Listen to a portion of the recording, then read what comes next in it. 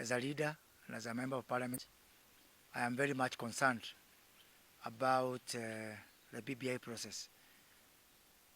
As someone who was there in the heat of things in 2007, 2008, I can see, depending on how the country manages this process, I can see us going back to 2007, 2008. All the telltale signs are there. There are pressures, and that's from all over, from all sides, to have a contested process. So whether it is from the Raila Odinga side, President Kenyatta side, and maybe even to a lesser extent the side where I belong, William Ruto side, that there are some people across all those three divides who are hell-bent to have a contested process. And my position, my very humble and from the deepest of my heart, is that this country cannot afford a contested BBI process. It is a fact that prior to the BBI launch on Monday, a lot of people from President Kenyatta's side, from Raila Odinga's side, were expecting that Deputy President William Ruto will come there and say, yes, I'm leading the no campaign. And I'm sure they were disappointed and they have gone back to the drawing board. So mine is to call upon, especially President Kenyatta, to refuse an invitation to have a contested process. I know that he's had a lot of pressure from some people, from some quarters, that, wacha katambe, that let us have a yes and a no, a green and a red, orange and banana. This country cannot afford. One, because of where we are coming. Kenyans are battered by the COVID pandemic. The economy is in tatters. People don't have money. Businesses are just trying now to come back. The Kenyan economy cannot afford, and Kenyan businesses cannot afford a contested process. And I've been talking to a lot of business people, and they are very much afraid, and they are very much concerned. They are just saying, just now we are just trying to salvage our businesses. We are just record the people who we had laid off. Some of them are starting to come back to work.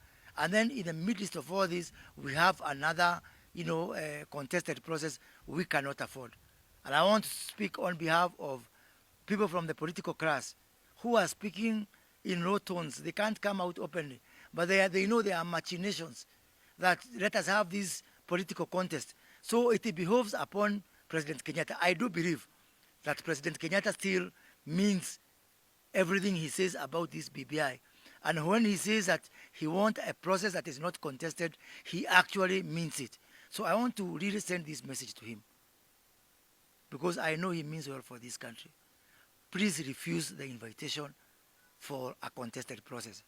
I understand that over the weekend that President Kenyatta and Raila Odinga, they have convened a meeting in Naivasha to try to chart the way forward. And I'm asking them to please kindly, for the sake of your children, for the sake of this country, for the sake of people who believe in you, please cancel that meeting. Call off that meeting, because it's not going to be inclusive. And even if you say it is Jubilee and ODM or Uhuru side and Raila side, you know very well the people, a lot of people, millions of people who are supporters and followers of William Ruto, even if they are not in a political party, it is about time to recognize them as such. So that when we talk about all inclusive, they are also included. But to assume that they are all in Jubilee is actually to hide our heads in the sand like the proverbial ostrich. So when we talk about all inclusive, if you do not include the millions of people who follow William Ruto, you are lying to yourself. It is a self-deception. It is an exercise in self-deception. So recognize those people and bring them on board. And I think that William Ruto was very magnanimous on Monday, because he did not say, despite a lot of pressure from his base, from his ground, he refused the invitation to say no. He refused the invitation to lead a no campaign. He just said, just like Musalia Mudavadi said, just like Kalonzo Musyoka said, that there are some areas, just like the LSK has said, just like the Kenya Medical Practitioners and Dentists Union have said, that there are some areas that need to be worked on. So, because he refused that invitation to say no and divide this country, and I can tell you, I can sense some smell of what is coming from the ground. And I want to tell Kenyans, it's not a very good smell.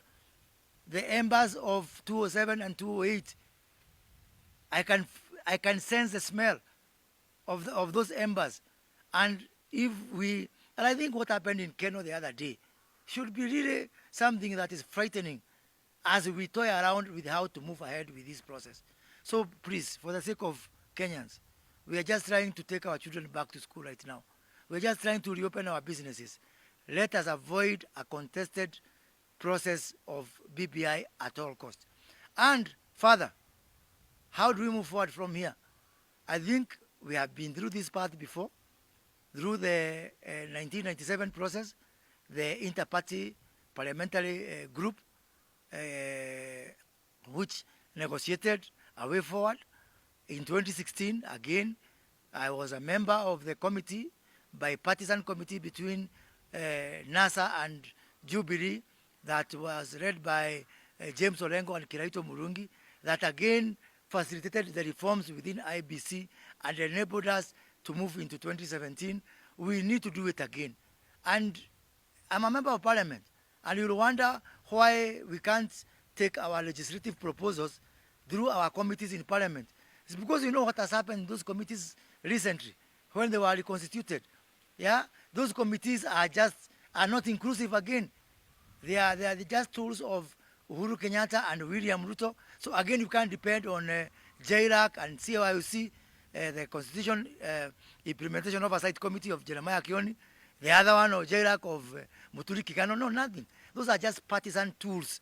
So what we need is to have a process of parliamentary parties that also recognizes that William Ruto has a constituency, and let him also have some representatives in that process. We come together, create first of all a roadmap to look at how do we introduce changes to the legislative processes, how do we negotiate the referendum bill that is before parliament, and how do we negotiate the referendum, the bill itself, I mean the constitutional amendment bill itself. So we can do it, but time is ticking.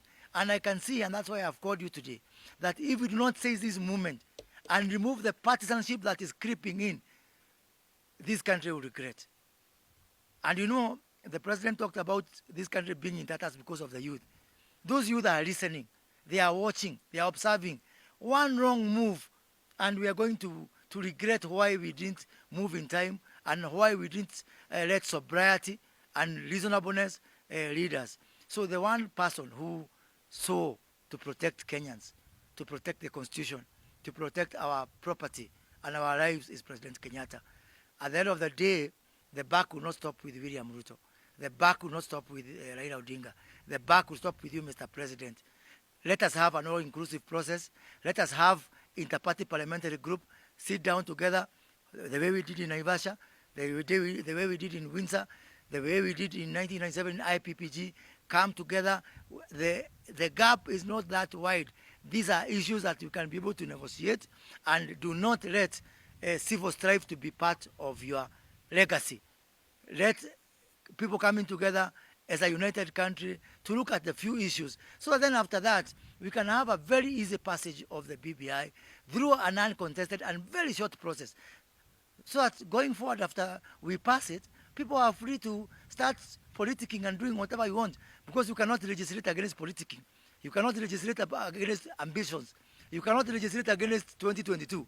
It will come as sure as day for us now.